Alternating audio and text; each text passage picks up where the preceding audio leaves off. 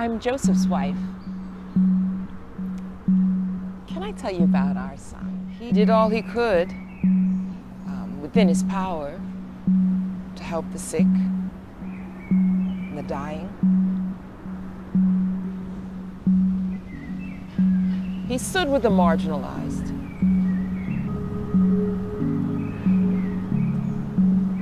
And still the state killed our son.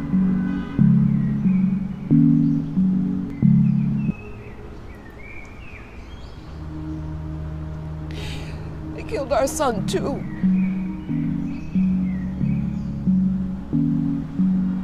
Black lives matter.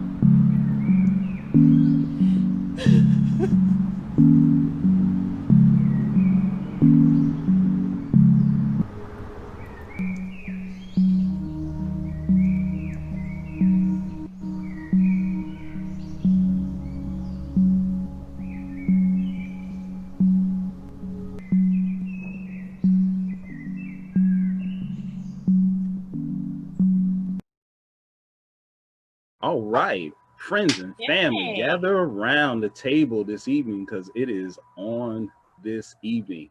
We get to sit down and have a great time. But you know what? I'd be remiss to even try to introduce someone at this time. I just want to check with everybody. Everybody good this evening? Everybody ready? Yeah. I'm ready. All right. I'm so ready. Right. I'm ready. Okay. Oh, okay. All right. So we got the pit bull in the dress, aka Miss Melissa Barley, one of our amazing hosts this evening. How you doing, Mel? I am good. Looking forward to the show. Super excited about the guest tonight. And as you know, I need my middle of the week fix with at the round table. So I'm good. I'm good. Everyone's good. We're preparing for the holidays, and yeah, it's life is life. What about you? What's going on with my brothers? Right. Well, we get to introduce the man, the myth, the legend up in the top corner. My left, y'all right, probably. His name is Adrian Biddle, aka Money. And why do we call him that, sis?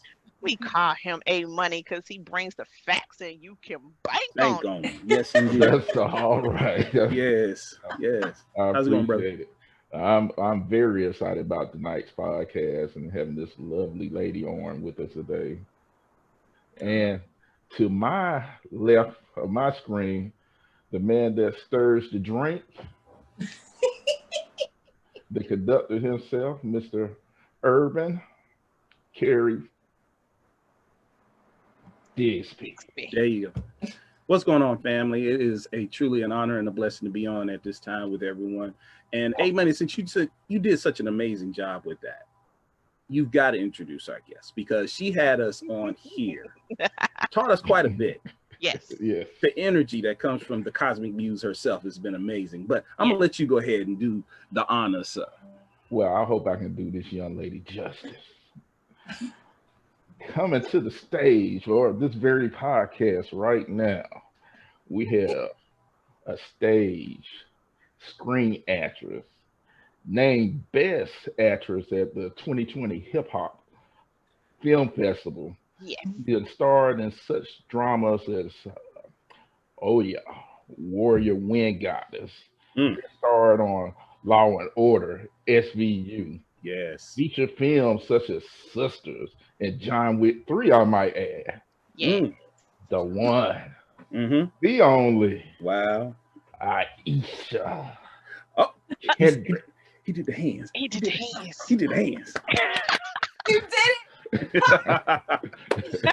Good job, brother. Yes, we did it. Yeah. Welcome. Money. Thank you. Thank you. Yes. But we are so blessed to have you this evening. How are you? Oh, yes. Yes, indeed. Yes, indeed. How's it going, sis? Yes. Going good. Keeping up with all of this that's going on, and just appreciating the day, the moment. I, had that article that came out for South Florida, Caribbean News, and then your phenomenal podcast.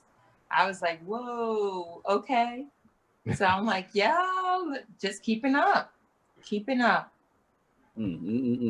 all right. Yes, it is all right. And it's amazing too that just looking at your body of works, you know, we kind of briefly talked about it prior to coming on live. And family, if you're on live right now, definitely join and tell everybody, tell your mom and them, your pop and them, and just come on, because we want you to learn about this amazing sister and the works that she's done, as well as dig deep with the questions and ask her, you know, because she's been in the industry for quite some time and her talent is just phenomenal. So chime in right now, ask the questions. We'll pass this along to her and let her be in the hot seat here at the round table. Woo! It won't get too have hot. a hot seat. Won't get We too have hot. a comfy seat. We have a comfy seat, not a hot seat. Like, I just Am can't- gonna be dumped. What's gonna happen? No. We family. This is just All right, laid back and I chill. get it. Yes. Well, Mel, you go right ahead, because you were telling us right before she came on that you had some very poignant questions that you would like to find out from this amazing sister. Well, a lot of it was our, meet and greet prior to us starting to stream, and my first question was just, what was like a quick overview of your life, like where'd you get started, and where have you ended up, I should say.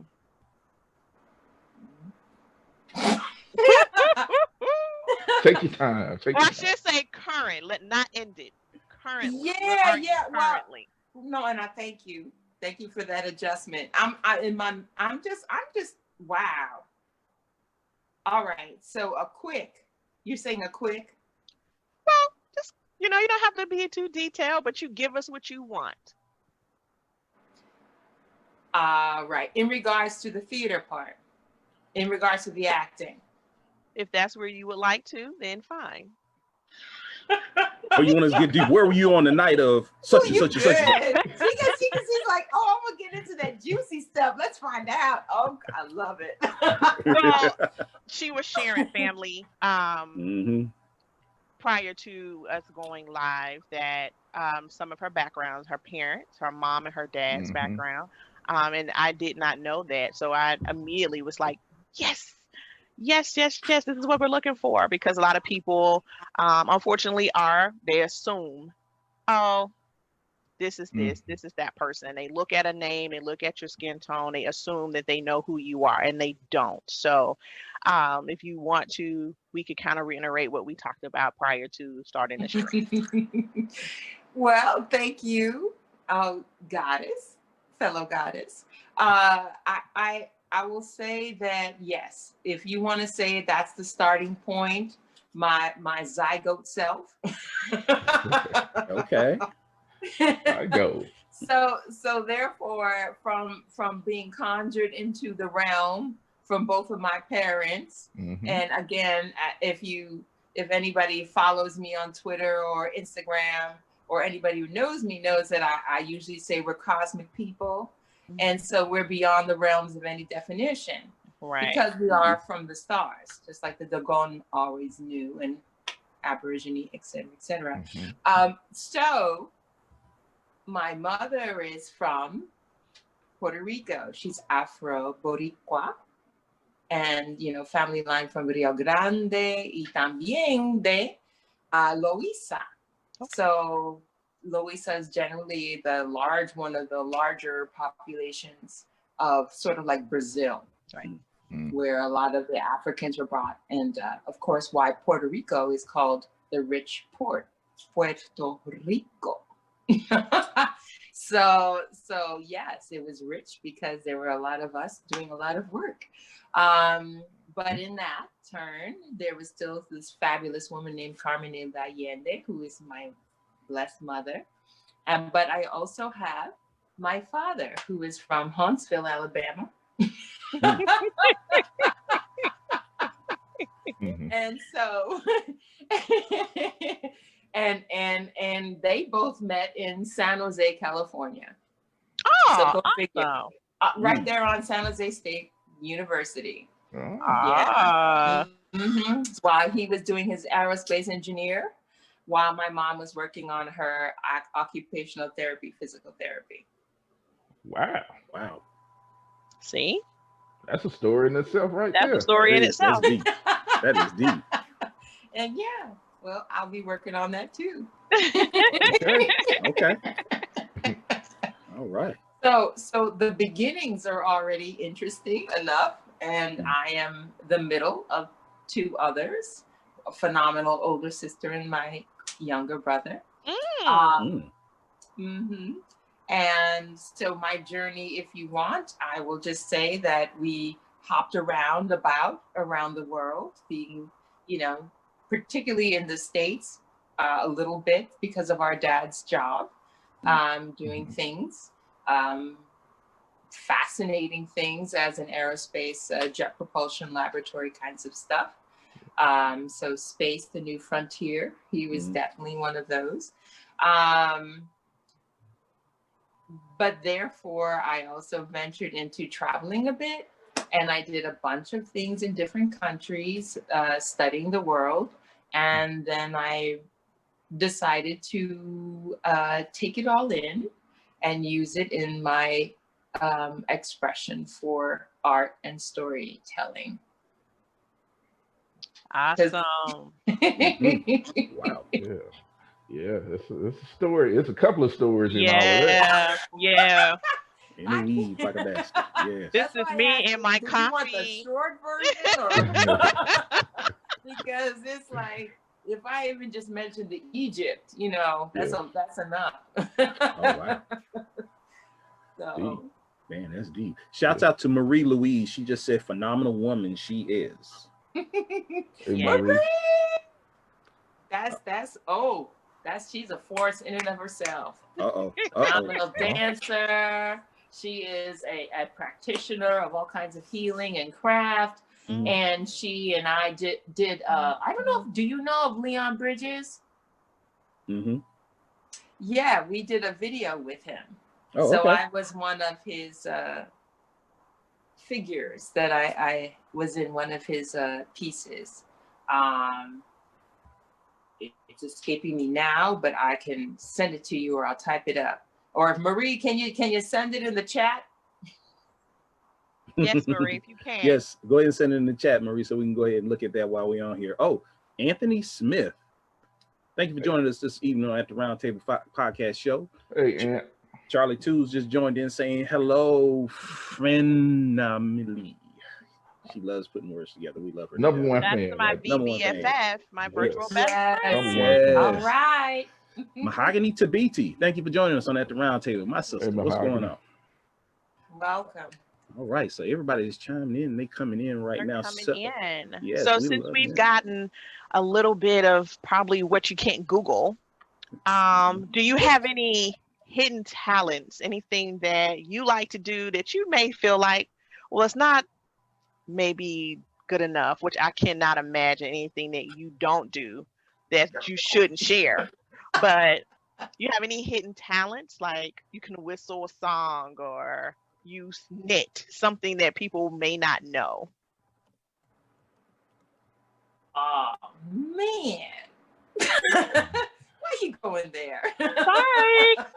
That's why we call it Pitbull in the Dress. Bear with it. Wow. Well, if I tell you, then it ain't hidden no more. Good point. Good point. Well, what would you like to share that you don't want to keep a secret? I mean, you put so much out there for us. You leave it on the screen, you put it on the stage, it's in art. I mean, so you give us so much. So I can understand you want to keep a little something for yourself, but. So what don't people, maybe a little inkling of things that I do? Oh, I love painting. Yeah, I love to paint. But it's really now moved into just painting my space. So, I mean, as I started out, before I did theater or any form of performing art, I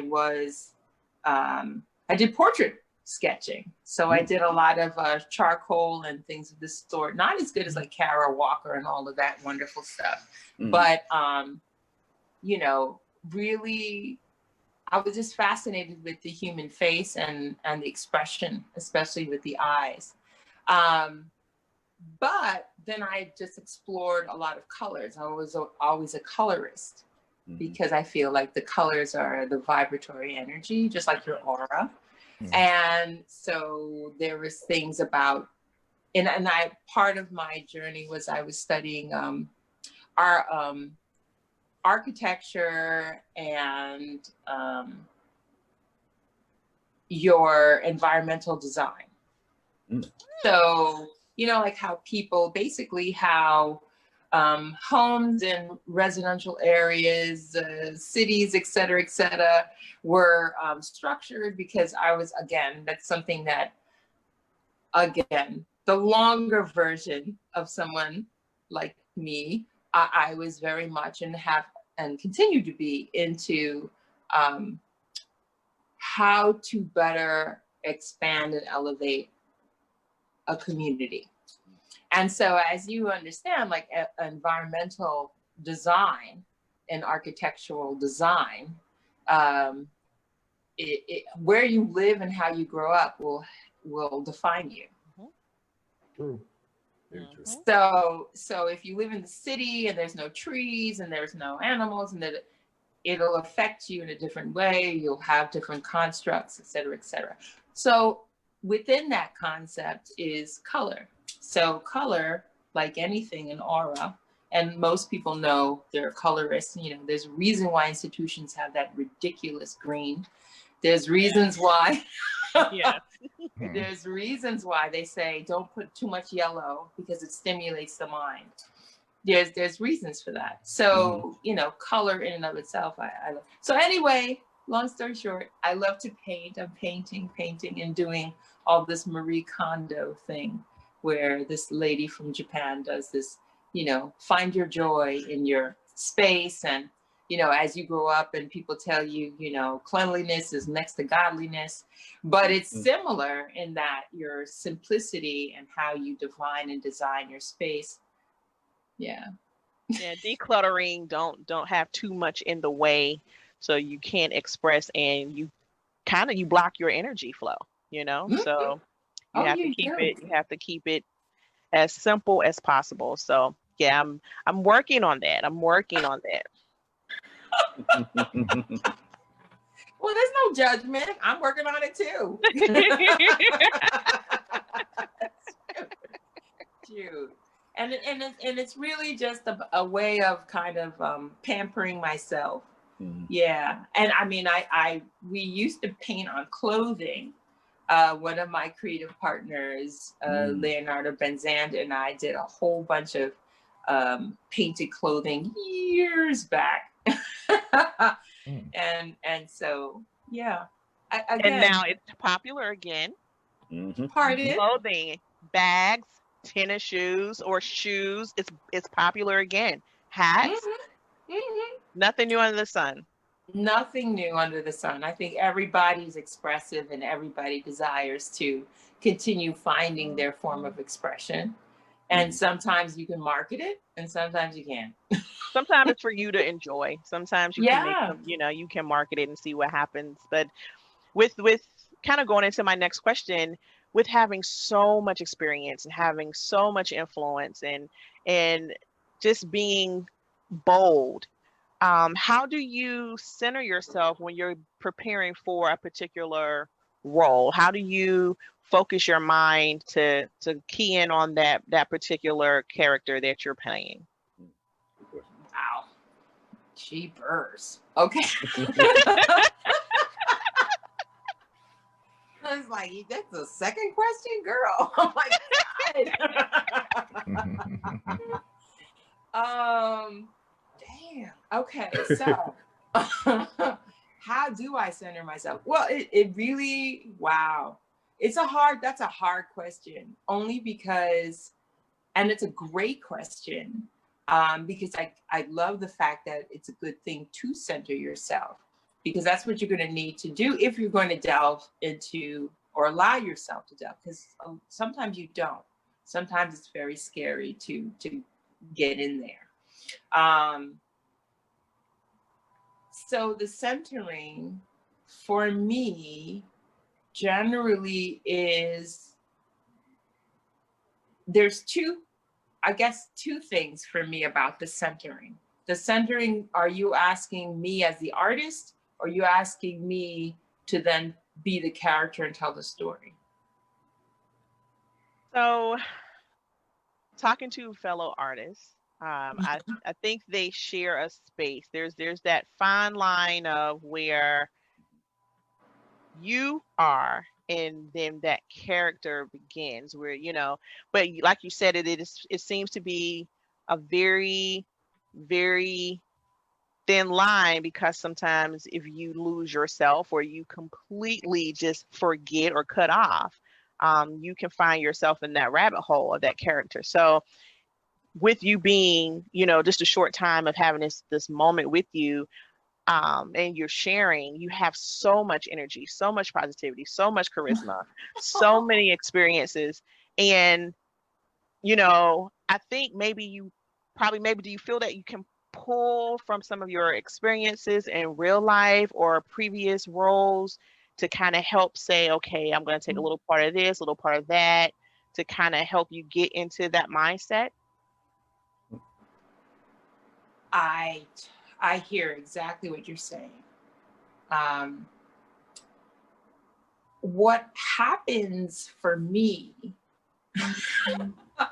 is a combination of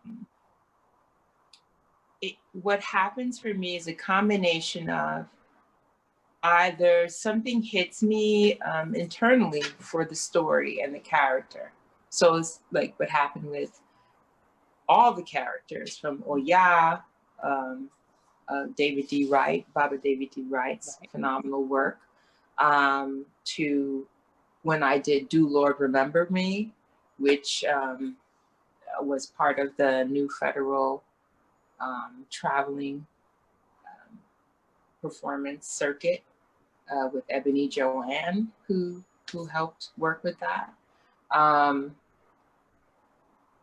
To Black Sparta and Leon Gray's piece, to the Fighters piece. I mean, I played Sojourner Truth, and I played, I played,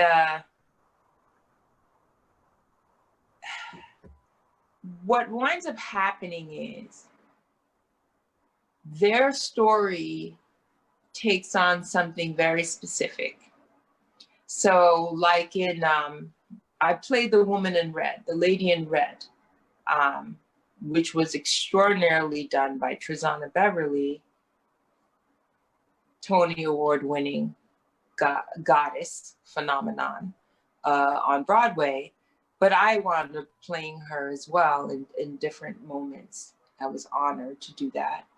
And to play someone like Bo Willie and Crystal, if you know the story of that, and that duality and that space of Crystal being the woman who has her two children and struggling, and Bo Willie coming back from the Vietnam War, and he's off and struggling. Mm-hmm. And the lady in red plays both.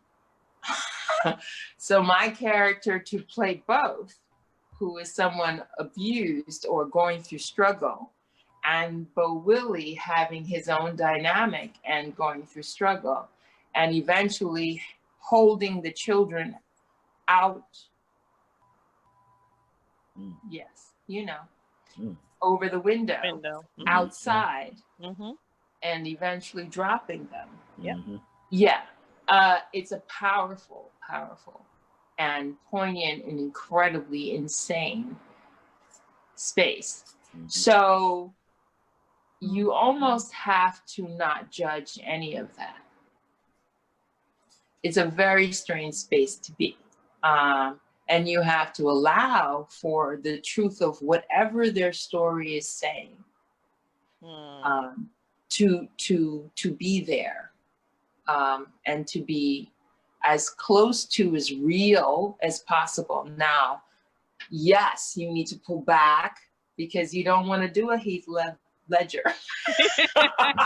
Right. Good point. Good You know, point. God bless him for doing the Joker, and then Right. you know, Mhm. Joaquin Phoenix doing it later. But you don't want to go way over to the Right. point where you can't come back, and I get that. Mm. So how do you pull yourself back, and how do you find your center and your grounding? Is a whole bunch of things. Whether it's me dancing, whether it's me going woo and laughing. I'm usually very silly on either on set or something, because usually I know the energy that it takes to do whatever it is that the story requires. And that's something for me, like a technician. I'm like a tactician of sorts for that. So I don't know if I answered. No, you did. You Yeah, you did, did. because different people have different techniques. I spoke to a young gentleman. He's local here in Charlotte, but has had some, you know, bigger roles. And he said that he knows that when he's depending on the role, because some of the roles are very much a part of him, because he can reflect to who he is or some of his personalities or characteristics and traits. The things that are kind of really where he's like, I have to act. He basically spends time with his family and he shuts off for like a whole week when it's just him, and he's just reflecting, and he's, you know, reading over the parts, and he's going over everything, and he becomes that person.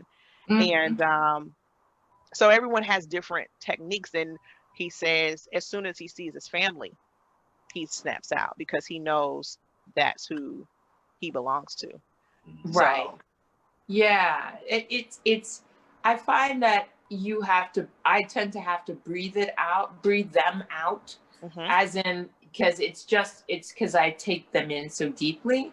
But I also, you know, again, it's at a certain point you just go, wow, that's I kind of attribute it similar to, for folks who believe in channeling, it's similar to something like that.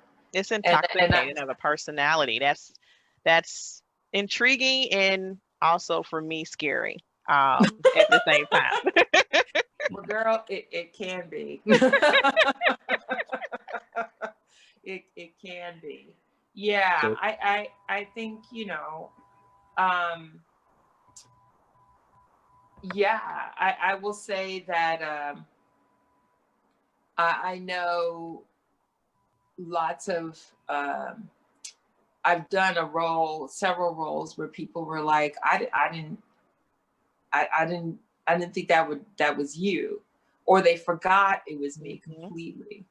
And like for the Bo Willie, I know when I with my partner I was dating, when we were dating, he was just like, at a certain point he was like, what? I'm gonna mess up Bo Willie, and I was like, no. He was like, oh no, it's my girl.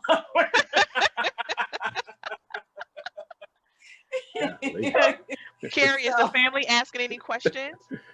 Oh, my bad. Hold on, let me check. Got so engaged. Oh, yeah, we do. Hey, Karen Simpson, thank you for joining us on At the Round Table. So Karen just posed a question. She said, she mentioned she's seen you on stage in Antony and Cleopatra and Pecan with the amazing David Herron in New York. Yes. She said, can you ask her if she believes there are better opportunities for actors of color these days? Wow, Karen, thank you. And thank you, yay, for supporting. And David Herron is phenomenon. If you don't know him, you got to get to know him. He's a phenomenon. Phenomenal actor, extraordinaire, producer, director, writer. And he played Antony in Cleopatra. And he also played Julius Caesar when we did it for the Harlem Shakespeare Company, CEO Deborah Ann Bird, who's been doing amazing things.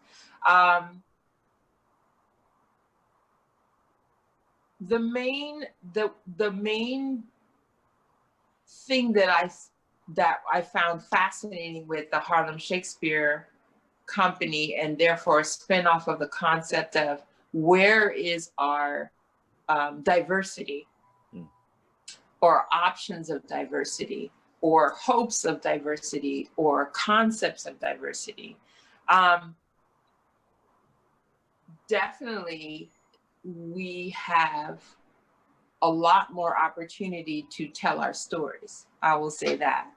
And I think there are a lot more opportunities and ways and stories to get out there.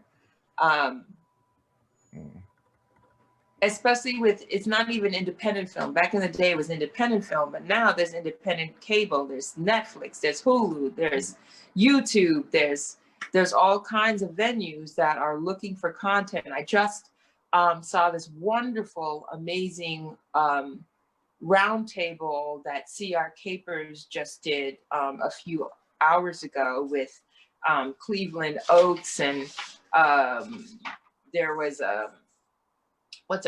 Daria Overby, amazing people who are in the business, who deal either with the marketing or the behind the scenes or the casting or the development of on Stars or on I think BET.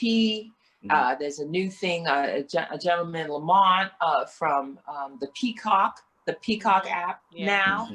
So they had amazing stuff that was going on discussing that. I think Caroline Robinson was heading it, was the conversation. Again, it was about content and our opportunity for content and the support of that content. That's one of the amazing things that CR Capers is doing from the Hip Hop Film Festival and the Harlem Film.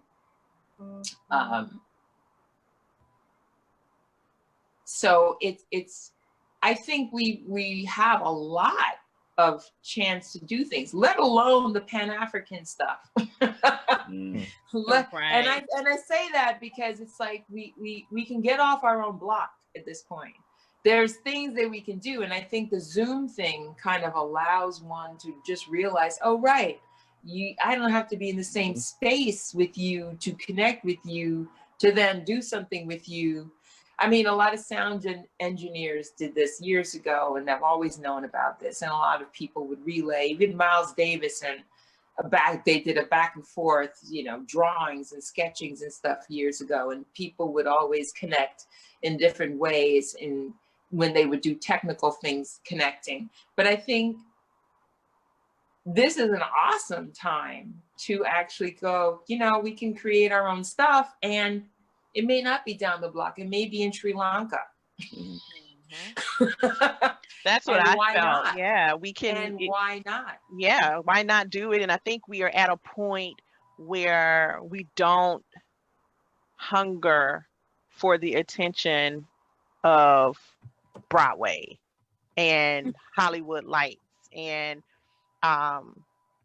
we can give great creations with great people, not the two black men and the three black women that they always calling down, and like, oh, they're always working. Well, guess what? That list is real short. That's why they're always working. There's just so much of an outlet now that I think people feel more comfortable as well too, because it's not the restraints. You don't have those different boxes that they try to put you in, to put the funnel, to take the magic. It's just a whole different arena now. And so I subscribe to a lot of the streaming services to get a lot of those movies and the short films and the series, and I'm just like, it's wonderful. What have you seen recently that you were like, wow, this is cool for you? So is it UMC? And it's called Double Cross. Okay. I was like, oh, like this is good. This is interesting. What I don't know everything. So tell me, what is Double Cross? So there's it's kind of hard. So it's a couple, and it's about life The husband is working in a hospital. The wife is suspecting that he's having a relationship with one of the doctors at the hospital. Um, and yeah, it just kind of unfolds from there. I think one of the things that made me subscribe to the actual streaming service was a trailer of this, and they're in the shower, and she notices something that shouldn't be there, and she removes it and go, "What is this?" She locks him in the bathroom, and she's starting to replay everything that wasn't adding up. And so when she comes to, he opens the door because she's locked him in.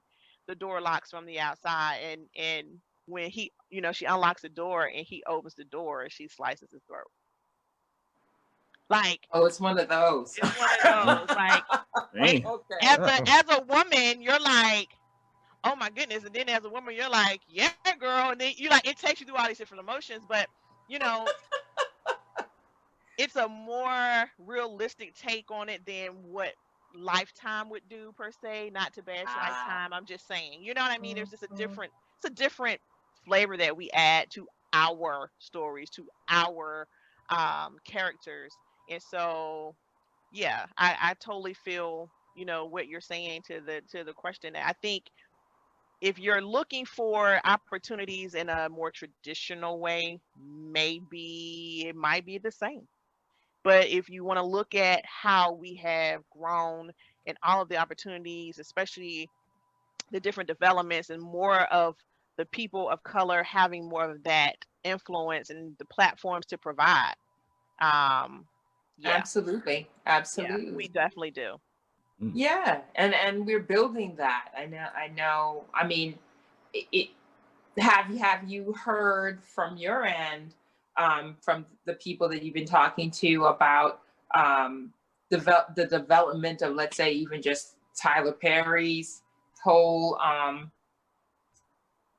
his whole studio system and all of that? Have you, for you, and like Viola Davis and her production company as well, do you find, and I will say, because I know I'm finding that that's something that we need to continue to celebrate and figure and find how we can expand on that, which is important too.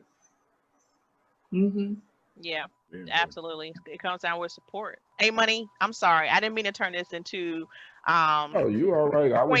Queens and Conversations. I'm sorry. I didn't mean to turn this into Queens and Conversations. Yeah, he did the Go ahead, A introduction. He's Money. feeling, he quiet. I'm He not. did the I introduction. Now he did the hands and everything. yeah, Let it, I did the Go main ahead. thing. Yeah. There's more to you Yeah. than the hands, A Money. Come on in here. Come on, guys. Let's go. What you want? What you want to know? Hey, I tell you, me and my wife had the opportunity to sit down and watch a couple of your clips last night. One from Law and Order, second from the company that you keep. And the neat thing from those little short clips is how quickly you got drawn into the persona that you were trying to not trying, that you were displaying on screen. I watched it personally myself, by myself, and I said, Wow. "Oh, this woman is she got it. I can't put my finger on what it is, but she got it." So as far as one of the clips where you drop at a drop of a dime, you just got emotional. That was in Law and Order, and I could see almost like tears were welling up in your eyes. I mean, at a drop of a dime. The So niece. my Yeah. question to you is, where do you draw from to do all of that, Yeah. or is that just a natural gift? Wow. Where do I draw? I think that okay. So I think one of the things, I've had some really great teachers, from Tina Satin. That's like the queen of queens of back in the day. You're talking about she no taller than 5'9", maybe 4'9", maybe 4'9", but her afro makes her like 5'5". and she would wear leopard print and all that, and she would walk around, you know, the formidable, almost Debbie Allen kind of energy. And she would say, if it ain't gut bucket, then it ain't real. So if it's not coming from a source of real truth, you just saying words. I'm not feeling it. So whatever it is you need to find to connect to that truth is important. And I've had other coaches, from Marie Thomas Foster at City College and David Willinger, to some wonderful coaches like Anthony Grasso or Natalie Roy at Actors Green Room, and even Carl Clay and Susan Batson, who do some really amazing stuff too. All of it is about letting go, which is interesting. And it's actually something that you know, like how a lot of times you try and force it. There's a lot of times there are a lot of actors thinking, I'm gonna cry, force that cry. And it's just like, yeah, but usually in real life, and that's one of the truths, is you're actually trying to avoid crying.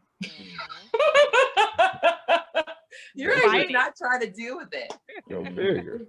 Like, I had to play a character. It was a really great piece. I did it at HB Studios in downtown in New York. I was a reading. I had to come in, and I also did that and some other things, but where I didn't even get the script until the same day. And then you have to play this character, and my character was a mother, not the best mother, had issues and altercations with her son. But she had sent him out to go to the store. He's like late teens. And somewhere halfway through to the almost end of the play, someone comes in rushing and says that, you know, my son was killed. What do you do with that? What do you do with that in the reality of anything? Most times you're just like, what do you mean? That's not, what? I just saw him. So there's first denial. There's a process of that dynamic, and there's a process of those feelings.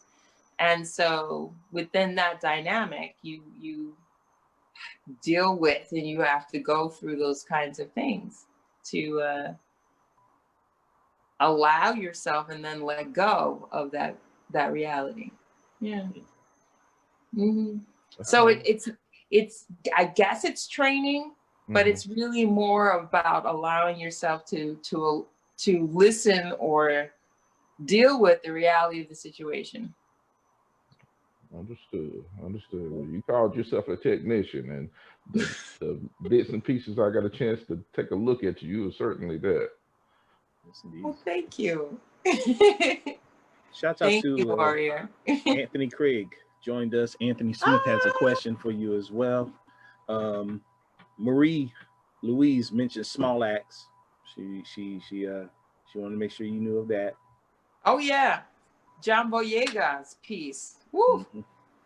Letitia Wright's piece at the top. My gosh, they're wonderful small acts. What is the brother's name? McQueen, Steve McQueen. Yes.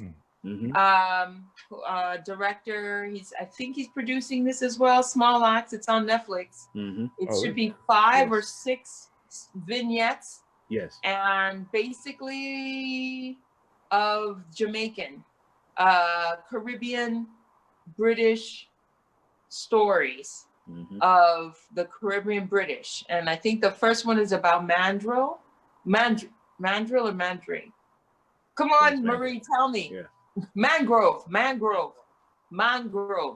So mangrove, yes. And that's a real true story about how the police cracked down on this one dude's amazing restaurant, and how the Black Panthers got involved. And Letitia Wright, the one who plays who's in Black Panther. Mm-hmm. Yeah, she plays a Black Panther who supports and fights for the protection of that particular restaurateur. It's a true story. It's based on a true story that happened in the 60s, late 60s, early 70s. Put that Yeah. on the watch list. Yes. Put it down, definitely. Yeah. Renee Crooms, thank you for joining us on At the Round Table. Karen Simpson, Tiffany Peterson, thank you for joining us. Thank you. Anthony had a question for you in regards to, is there any actor that you would like to work with at this time? Any actor? Good. Yeah, you guys are good. It's the people's that's podcast. the That's people. them. Yeah. Where do you get all these great people? Wow, I feel like I should have done my homework.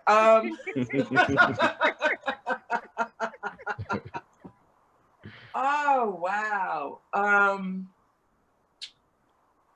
Wow, it's incredible, but there's too many. And there are too many for so many reasons. Like, I mean, I mentioned John Boyega, but John Boyega is very creative as a human, just as a human. He's got a great sense of humor as a human. But just like the energy and the quality, I think everybody has something. It's like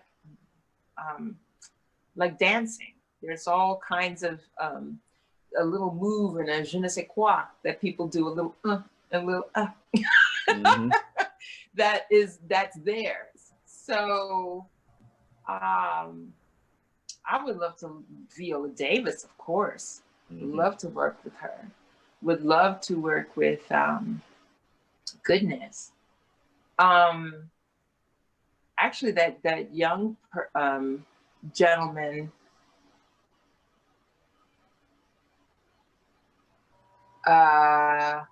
there's too many. Like of course, there's Lamont Rucker. There's Tobias Pavilion. Pittsburgher, Lamont. See, Lamont Rucker. You know, that's a brilliant brother right there, and he's community-based and et cetera, et cetera. Come on, you're talking about Tobias Trevelyan. You're talking about Jeepers. There's Eamon Joseph, who was hilarious and so talented and multi-talented, and his beats are awesome. You're talking about Jeepers. No, and it's like, I like Vincent D'Onofrio only because I think he's so interesting. Okay. Yeah. He's such an interesting human. But because of his behind the scenes layers, but also all of the things that he brings to different types of characters. So, you know, I'm really blanking right now. I don't think that it's a blanket. I think it's such a fantastic maybe problem or hard answer to give, because there's so much talent. There's so many wonderful people that not only have integrity in the characters, but also off screen that you want to work with. So there's just so many. I mean, Regina King. I mean, there's so many that you just like, wow, look at the depth, look at the quality, look at the energy, and so I look at everybody and I'm just like, well, whatever we're doing is an opportunity to kind of discover what is happening in this moment, what's going on here, and how does that actually manifest in a way that the story is told. I mean, I saw something with my partner, Mosul. Mosul is a crazy movie. If anybody's ever seen that, and that's based on a true story also, it's about the Iraqi war, but with Iraqis. And it's fascinating in the layers of acting and the layers of storytelling, and you're talking about PTSD and just all kinds of stuff, and you're just like, wow, look at the quality of this. I saw Sophia Loren has her movie that came out, where the main character is this Senegalese actor, this amazing Senegalese actor, 14, 13 he is, and it's stunning work where you just see life happening. And I think for me that's I mean, there's lots of big budget, and like there's like Fighters that has like this really cool green screen and all that stuff, but then there's other levels where it's almost like a documentary, and you just see things just unfold awkwardly. and and that too is beautiful. So I love it all, because I think just the opportunity to tell a story, to tell our stories as much as possible is really important. You know, that's why I was really grateful to be asked to be part of the African Film Fund, and to be part of other things that are really interesting and important for us. Boy, we can go on and on. I know. To you. Yes. Yeah. Yes. Yeah, and I know that we're getting ready to near the time that we have allotted for the people to get in their questions and us to be able to ask some of these great questions as well. But before we actually start the closing process, what's next for you? What do you have in the pipeline that's coming up? Good question. Yeah. Wow. Well, in the pipeline, I am working on I'm working on a very interesting series. It's untitled. It's an untitled Brooklyn work. It's by Art Productions. Torrey Rains is doing a very interesting journey with people, places, and things in Brooklyn, set in the kind of now. And I play Doña Mancha. Doña Mancha is she's Afro-Boricua, and she, you know, runs kind of like a cartel-ish kind of situation. Oh. Sounds interesting.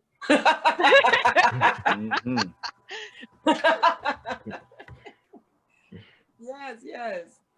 So yeah, you know, it's and she's kind of I like her, and I'm exploring her.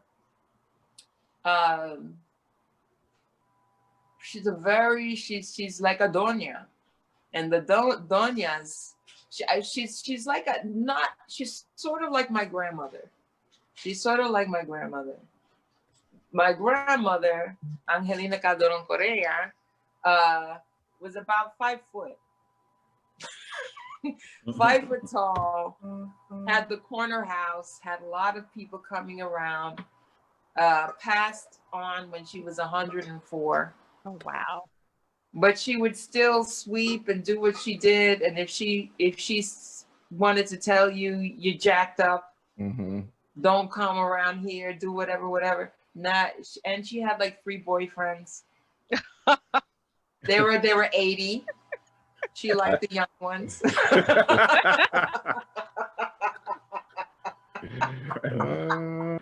Grandma, I hope Grandma left some memoirs. Sound like she knew exactly how to live life. Yeah. And she always had a stick.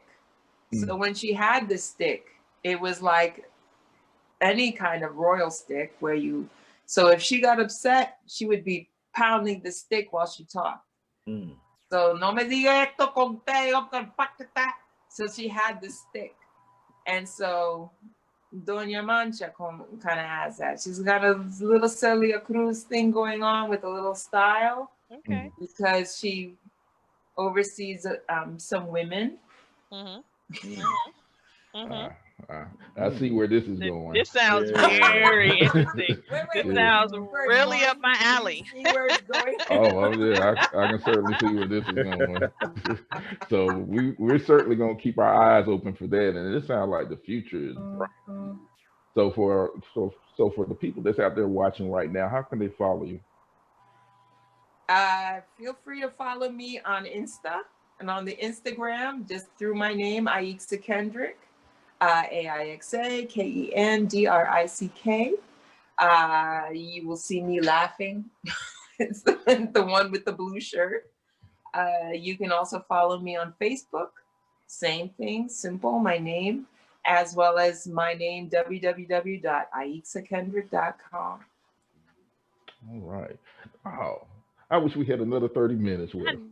You know. are All too right. cute. I feel a little sad. Like it's time to go. I know, I hate it. Yes, and the people, they're coming on, they're laughing, they're saying they love your grandmother, they sound just like my grands, and there and questions about your acting. It's just a lot that's going on in family. That is why it's so important. You got to just definitely join us on at the round table. If you get a chance, share this. Please. I know she's going to be watching this, and she'll get the opportunity once again to answer those questions as well. And y'all check out her work. She didn't even go into the body soul art that she is doing right now, because with a certain artist, y'all should see her work there. I posted the With website. Ousmane Guy. Ousmane Guy is a that's phenomenal sculptor from Senegal. Mhm. I was asked to be the model for the African dancer. For some people who know, I know Marino, and some other people, lots of people, that's something that I actually also do. I'm kind of more like a freestyle dancer. And so there's an African museum that asked me to sit for this sculptor so as that they can create a body of work called the African Dancer. So Ousmane Guy, if you look him up, Ousmane, Ousame, Guy, Gueye, I believe. And he's from Senegal, but he lives in France, and he does these incredible sculptures, humongous sculptures that are almost like the Cleopatra's Needle. And similar to the amazing artist who does bronze work for the Metropolitan Museum of Art that's been sitting in the little catacombs. And he just does a lot of marbles and wood, and it's incredible work. So yeah, we just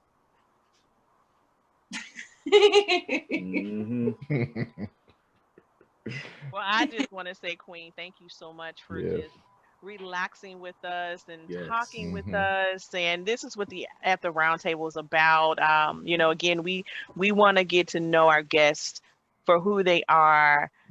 We want you to feel like you're sitting right at home with us with a cup of tea or coffee or wine, my preference.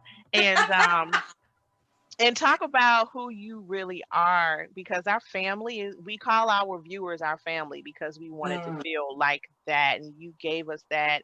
You didn't have any shields, any walls, and we just appreciate that energy is what makes this show so successful, because our guests feel what we give and they give it back. So thank you so much.